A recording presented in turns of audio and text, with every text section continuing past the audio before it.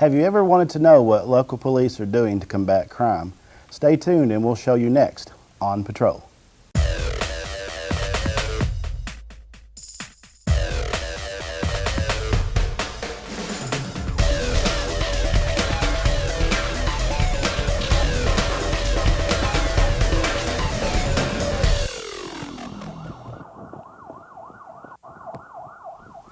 Welcome to On Patrol. I'm your host, Sergeant J.P. Roberts. Today we embark on a journey to bring you a new show here at Channel 11. We're going to show you things that are innovative, interesting, and exciting to you, the viewer. We're going to profile a cold case each month. We're going to show you things that may help solve an old case here in Paducah. We're going to talk about Crime Stoppers. We're going to talk about roll call. We're going to talk about the things that are going on in the communities, in the neighborhood, down at the street level in Paducah. We hope that you in return will get much more out of this show and will tune in each week. We will begin today with our roll call segment.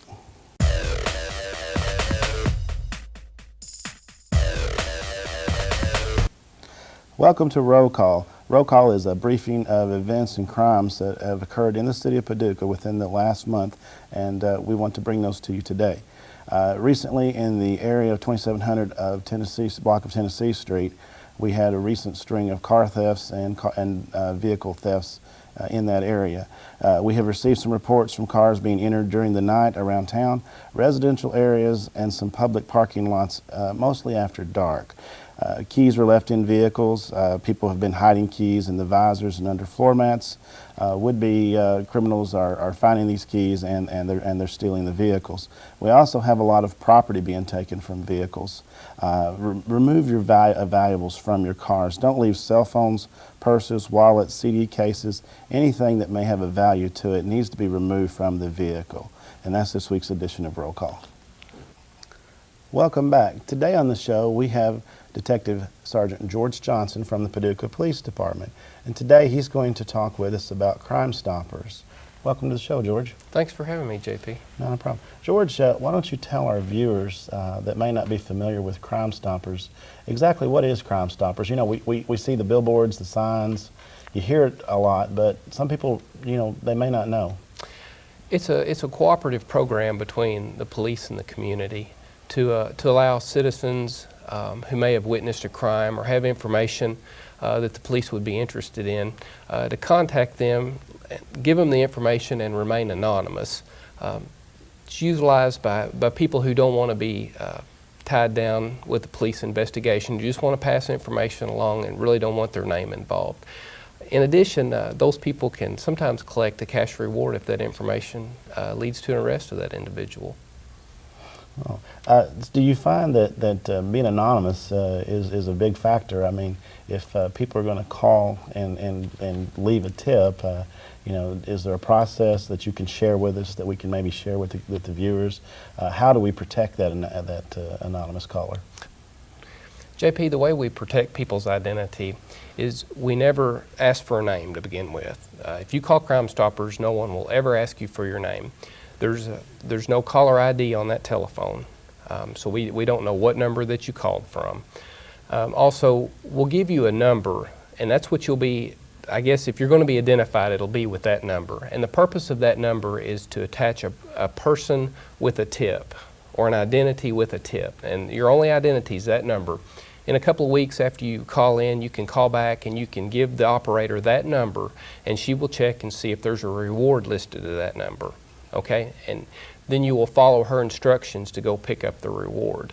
But you don't come to the police department to pick up the reward. You're never asked. You'll go to a different location that no one will know why you're there. So after you receive the tip and the caller has been set up with the number, just if you don't mind, what type of information? I mean, when they give you the information on a case, does an arrest have to be made? Do you pay the tip out when the arrest is made or conviction? How does that work as far as when if I call Crime Stoppers, when do I get the money? Right. We found that the caller usually knows the person that they're calling in about. So they will usually realize when that person's been arrested and they'll know to call in. We do need to make an arrest, usually, to pay out the reward. And up to $1,000. And- So each particular call may not be $1,000 reward. Is there some determination that they use to, or preset guidelines that set those fees? Right. The board, there's a board of private individuals that review that information and decide what reward will be paid for what information. So how did Crime Stoppers get started here? Do you know? Well, Crime Stoppers actually dates back to 1976. We started it here in Paducah in 1985. But in 1976, out in Albuquerque, New Mexico, they had a murder that occurred. And a detective at Albuquerque PD got the idea to do a reenactment, and he approached the local media there, and they used college students, and they did a reenactment, and they showed it on the afternoon news or the evening news out there. And they, in the instructions in the reenactment, they said, if you have any information, call this number, it's manned, give us the information, and you don't have to give your name about this murder.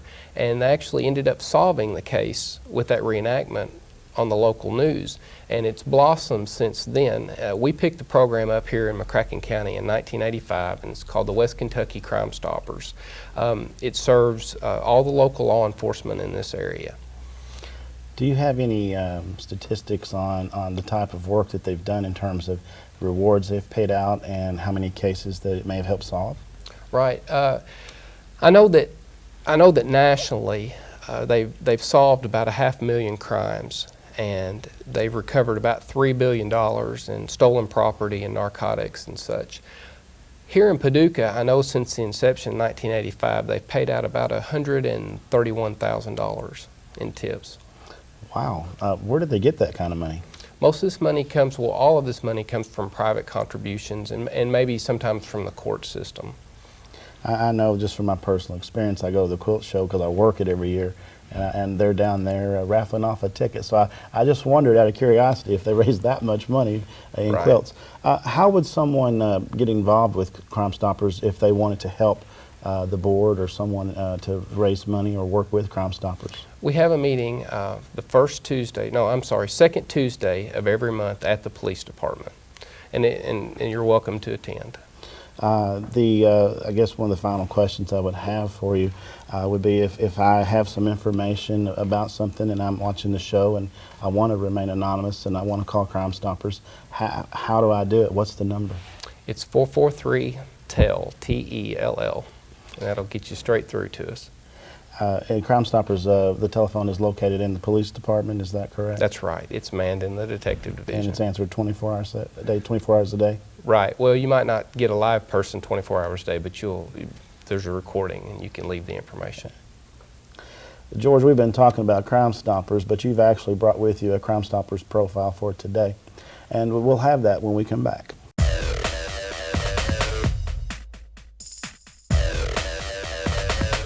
The Paducah Police are investigating a burglary that occurred at the 13th Street gas station at 1250 Park Avenue.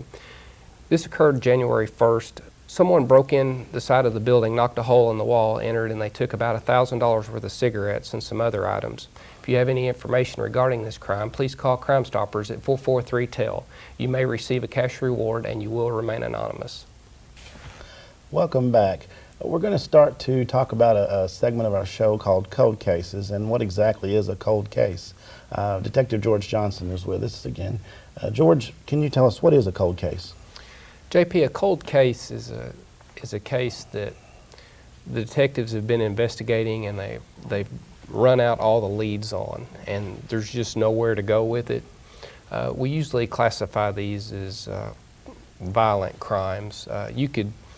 Even misdemeanors, I guess, could be cold, but we usually term those inactive. But when we have a violent crime against a person, a murder or an assault or a kidnapping, for instance, if we ran out all the leads on that kind of case, then we would call it cold. Is there a time limit that you use, or is it just, what is it exactly that you use as the scale to determine as a cold case? Well, this is going to be a serious type case. It's going to probably be a crime against a person of some sort, and there's really no time limit on that. Those cases can be pulled up at any time. In the state of Kentucky, there's not a statute of limitations on a felony. So at any point we find information, we can investigate that and we can prosecute that at any time. How do you make the determination that it is a cold case in terms of, well, I guess, for example, is a cold case the same as a closed case? No, a closed case is a case that we have some type of resolution to. A cold case is exactly this, that there's nowhere else to go on that case. All the phone calls have been made, all the witnesses have been interviewed, there's no evidence that we're waiting to get results back on. Everything that we could have done on that case has been done. At that point, we'll consider it a cold case. So the initial case and the files and all that stuff just stays on file in the department. Are we talking about a file? Are we talking about an actual folder and it's in a vault somewhere, and then every once in a while someone looks at it, or is it something that you put out in a meeting and go over from time to time? We will do that occasionally. We'll profile in a department meeting of some sorts. We'll all get together and talk about a case that we don't have a resolution on if it's an important case. We do keep those secured. Most of the time on cases that involve people, violent crimes, the cases will probably be stored in boxes. We'll have so much information on this case that I brought with me today. It's stored in 2 banker's boxes, and it's absolutely full of videotapes and audio tapes and pictures and interviews and things that we've done during that investigation. And we will keep those locked away, but we can get them at any time. The evidence in a cold case, if it was biological evidence or something like that, how do you keep all the evidence? Since you brought that up, you had said you had 2 boxes of information. Right. That's got to be a lot of space. Right. Usually, biological evidence will be sent off to the lab, the crime lab, pretty quick. We may be looking for DNA results or blood types or analysis on hair or fibers or bullets. And usually when we collect those things, we know what we need from them, so we'll go ahead and send those off. When those items are sent back, they can be stored usually just in a regular vault or a locker of some sort. What's the hardest part for you as an investigator when you get assigned a cold case or you revisit a case like that? What's the hardest part for you or most challenging thing that you see as an investigator? When we're dealing with cold cases, witnesses usually over the years, they change addresses or they move off or they die or things just happen over the years, and it's usually really hard to contact witnesses from 10 or 15 years ago, and that's usually the most challenging part of having a cold case investigation is making those contacts that you made 10 or 15 years ago and tracking those people down to talk to them again if you need to. A lot of old cases that you hear all the time in the news, new technology, emerging sciences that come into play and help solve some of those cases. When you have the stuff that you have in the case, do you have any knowledge of any cases where we've used some of that? Occasionally we will send information back off to the labs. If we think that there's technology available today that wasn't available 10 years ago, we'll go back over that evidence. And if we find something that may have DNA on it, we'll ship it back off to the lab to see if they can get a profile off that evidence. Sometimes it works and sometimes it doesn't. It's hard to, 10 years ago or 15 years ago, we didn't have the same investigative techniques that we have now. There were detectives back then that had the foresight to collect things that we can use for DNA. It's standard practice now, but sometimes 10, 15, 20 years ago it wasn't standard practice. DNA has come a long way, so even if they collected it in the beginning, then they can use it today. Right. Yeah. One other question.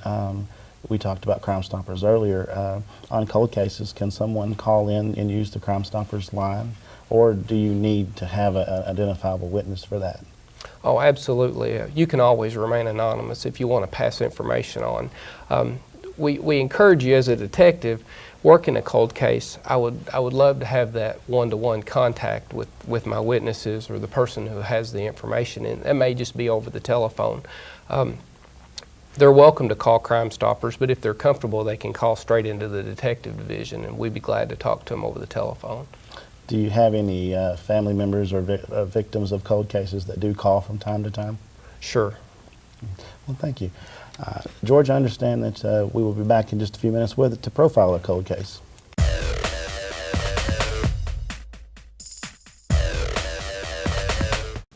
Today we have a cold case profile. Sergeant Johnson, I understand you have a case for us. I do. This case revolves around a robbery that occurred at the Greyhound bus station. You'll have to think back about 6 years ago. This happened May the 21st of 2000. The victim in this case is named Aaron Crowley. He was the attendant on duty. During this robbery attempt, they broke in and they assaulted him severely and they left him for dead. We think this probably occurred sometime in the morning hours between 5:30 and 7:30. We don't know what type of weapon was used to assault Mr. Crowley. We do know that the suspect took an undetermined amount of money from the cash register, took Crowley's keys, and took the videotape out of the security camera. Mr. Crowley was not able to give us any information due to the severity of his injuries. So we're kind of looking for maybe a videotape that might pop up someplace, keys to the Greyhound bus station, or just information in general, maybe someone who knows something about this. Can you tell us exactly what area of town would that be in, for Okay. viewers that are not familiar with it? Greyhound bus station is down on South 4th Street. Which is part of near the lower town area of town. Right, it's about 2 blocks away from Broadway on South 4th Street. And you said this occurred, you think, between 5:30 and 7:30 in the morning. Who would you be looking that might have been out that time of morning, that might be a witness? Who are the types of people? Well, we could have someone coming in on a bus or leaving on a bus.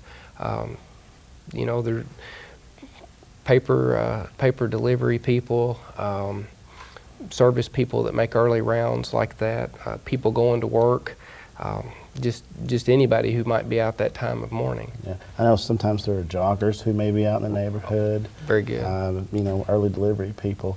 This time of year, would it have been daylight at 5:30? Probably be getting close in May. Okay, so low light conditions. In that area, I suppose that you talked to residents about this, but since that time, have there been anybody in the neighborhood come forward with any information? We don't have any information on a suspect whatsoever. We didn't have any witnesses that we know of to the incident. Mr. Crowley, how is he doing today? He's okay. He still suffers a little bit from his injuries that he got in the robbery, but he is alive. This being something that happened almost 6 years ago, I mean, it's hard for me to remember now what I was doing on a particular day. Right. 6 years ago.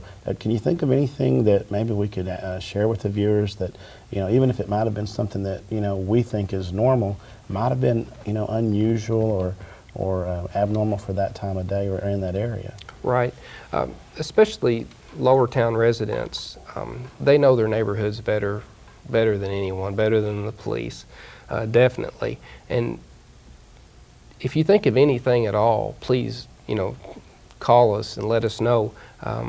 We're looking for, this is one of those cold cases where we've exhausted all of our leads at this point, and we're looking for anything. No matter how important or unimportant you think it might be, if it even crosses your mind, go ahead and pick up the phone and call the detective division and let us know so we can take a look into it. A lot of folks, I don't know if they realize that, what they might have thought might have been somebody who belonged there or something normal, even the slightest bit of information could give you a lead, couldn't it? Right. We're looking for any information whatsoever. Just a familiar history with Lowertown in that area. 5 years ago, 6 years ago, there was a lot of construction starting up in Lowertown. Have you had any construction companies or anyone like that might have come forward and said anything? Or at that time, did you have any information on that? No, we didn't receive anything. So this is what we call a cold case. It's really Right. you're at the end of everything that you have, and you're looking for information. For our viewers today that are watching, how can they get in touch with you if they have anything that they would like to share or give to you? Right. Again, You're welcome to call Crime Stoppers at 443-TELL.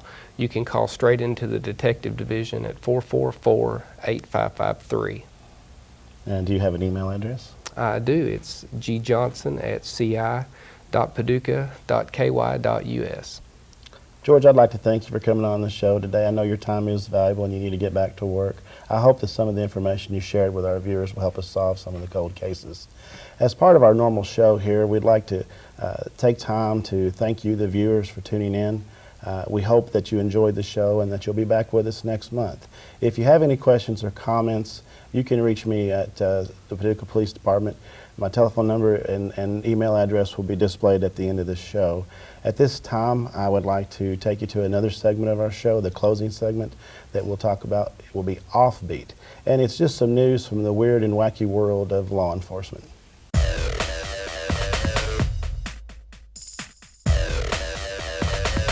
Today on Offbeat, a burglary suspect picks a bad hiding place. Boy, did 33-year-old Brian Valentino pick an abysmal place to hide.